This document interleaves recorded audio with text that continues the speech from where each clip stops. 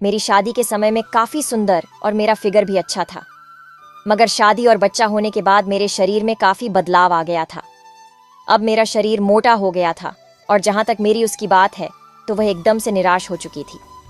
मेरे पति ने भी अब मेरे अंदर रुचि लेना करीब करीब बंद ही कर दिया, लेकिन मुझे तो वह करने का बहुत ही अच्छा लगता था। अपने पति से उम्मीद करती थी कि वह मेरी वह का ख्याल रखेंगे और मुझे शांत करेंगे, लेकिन मेरी उम्मीद केवल एक उम्मीद ही बनकर रह गई थी। ऐसे में मैं आप लोगों से पूछना चाहती हूँ कि मैं भला अपने आप को कब तक रोक कर रखती और कब तक अपने आप को शांत रख पाते। पड़ोसी का जवान, लड़का दूध वाला, गली का धोबी आदि सबके बारे में सोचा, लेकिन कोई ऐसा मिल ही नहीं रहा था जिसे मैं अपना गुप्त सफर का साथी बना। अब मैं काफी उदास और खेती रहने लगी थी। एक दिन मैं सुबह काम कर रही थी। मैं झाड़ू लगाती हुई अपने ससुर के कमरे में पहुंचे तो वह उस वक्त अपने बेड पर सो रहे थे। उन्होंने रूम का दरवाजा खुला रखा हुआ था और मैंने उनको जगाना ठीक नहीं समझा। मैं नहीं चाहती थी कि उनकी नींद खराब हो, मगर मैं कुछ कर नहीं सकती थी, इसलिए झाड़ू लगाकर बाहर आ गई। मैंने बहुत कोशिश की कि ससुर जी को मन से निकाल दूं, मगर ससुर जी का वह जिसके दर्शन मैंने सुबह सुबह किए थे, अब उसके ख्याल मन से नहीं निकल रही थी।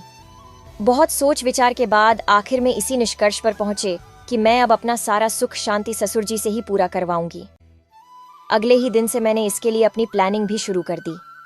अब मैं अपने सामने अपनी खूबसूरती की नुमाइश करने लगी थी। उनको अपनी हर चीज ज्यादा से ज्यादा दिखाने की कोशिश करती थी। मुझे नहीं पता था कि वह ध्यान भी दे रहे थे या नहीं, लेकिन मैं बार बार उनके सामने जाती रहती थी। लेकिन अभी तक मुझे ऐसा कोई सिग्नल ससुर जी की तरफ से नहीं मिला था जिससे मुझे पता लग सके कि वह भी अब कुछ। यह 10 तरह फेल होने के बाद मैंने सोचा कि उनको अब दर्शन करवाना पड़ेगा, तभी काम बन सकता है। एक रोज जब मैं उनको दोपहर का खाना परोसने गई तो मैंने पहले से ही अपना एक बटन खोल रखा था ताकि ससुर जी को आसानी से नजर आ जाए। जब मैं सामने से खाना परोस रही थी तो मैंने घूंघट डाल दिया था। अब मैं सामने झुककर खाना डालने लगी तो देखा कि ससुर जी गहरी घाटी में झांक रहे हैं। जब तक मैं वापस सीधी ना हो गई तब तक वह दर्शन करते रहे। शाम को दोबारा जब खाना दिया तो मैं कुछ ज्यादा ही नीचे झुक गई ताकि ससुर गहरी खाई के अच्छे से और मन भर के दर्शन कर सकें। मैं सोचने लगी कि अब वह मेरे जाल में फंस गए हैं। शायद मेरा तीर सही निशाने पर लगा था। अब मैं कई बार दिन में उनसे जानबूझकर टकराने लगी। एक दिन मेरे पति मेरे बेटे को लेकर हमारी रिश्तेदारी में गए हुए थे। उस दिन घर पर मेरे ससुर जी और मैं अकेले थे। उस दिन मैंने सोच लिया था कि आज ससुर जी का वह किसी भी तरह ले ही लूंगी। आपसे ज्यादा अच्छा मौका हम ससुर बहू का फिर नहीं मिलेगा। रात को मैंने ससुर जी को खाना दिया और फिर नहाने के लिए बाथरूम में चली गई। मैंने अंदर जाकर अपने बालों को गिला किया, साया पहनकर बाहर आ गई। अब मैं ससुर जी के आने का इंतजार कर रही थी। मैं जानती थी कि खाना खाने के बाद वह हाथ धोने के लिए इधर ही आएंगे, इसलिए मैं अपनी बारी का इंतजार करने लगी।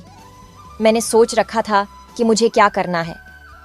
बाथरूम के दरवाजे को हल्का सा खोलकर देख रही थी।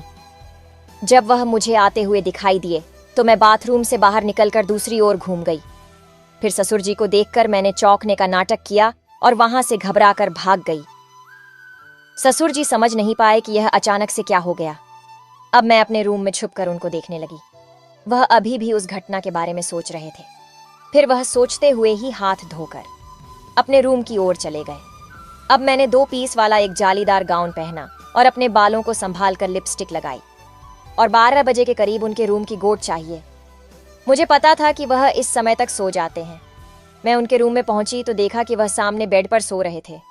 मैं चुपचाप जाकर बिस्तर पर बैठ गई। मुझे अब बहुत मजा आ रहा था, लेकिन उनके चेहरे को देखकर नहीं लग रहा था कि वह जाग रहे हैं। एकदम से उन्होंने आंखें खोली और हड़बड़ा गए और बोले, बहुत हो, ये क्या कर रही हो, ये सही नहीं है। मैंने कहा, कुछ गलत नहीं है। ससुर जी, आप क्या चाहते हैं? मैं कहीं और जाकर यह सब करूं? बस जो हो रहा है उसे होने दो। मैंने सोचा, अभी लोहा गर्म है, जैसे चाहो मोड़ सकती हैं। उसके बाद लगभग 30 मिनट तक हम दोनों नंबर की यात्रा पर निकल रहे और हम सब करके हम दोनों फिर से बिस्तर पर लेट गए। मैं बहुत थक गई थी। मुझे कब नींद आई मुझे कुछ पता नहीं चला। उसके बाद सुबह ही मेरी आंख खुली। सुबह मैं बिस्तर पर बाबूजी के साथ पड़ी हुई थी। वह उठे और फिर मेरे लिए चाय बनाकर ले आए। मैंने बैडमैन चाय पी और फिर वह बोले कि उठकर फ्रेश हो जाओ, रोहन और तीनों आने वाले होंगे। मैं भी तुरंत उठकर फ्रेश हुई और फिर ससुर जी के लिए नाश्ता तैयार किया, क्योंकि उन्हें अपने ऑफिस जाना था। लेकिन दोस्तों, इसके बाद में कभी भी बाहर वालों का विचार अपने मन में नहीं लाया और हमेशा ससुर जी और पति की वफादार बनी रही। दोस्तों, आपको एक कहानी कैसी लगी? कहानी अच्छी लगी फोटो वीडियो को लाइक करें और चैनल पर नहीं हो तो चैनल सब्सक्राइब जरूर करें। धन्यवाद।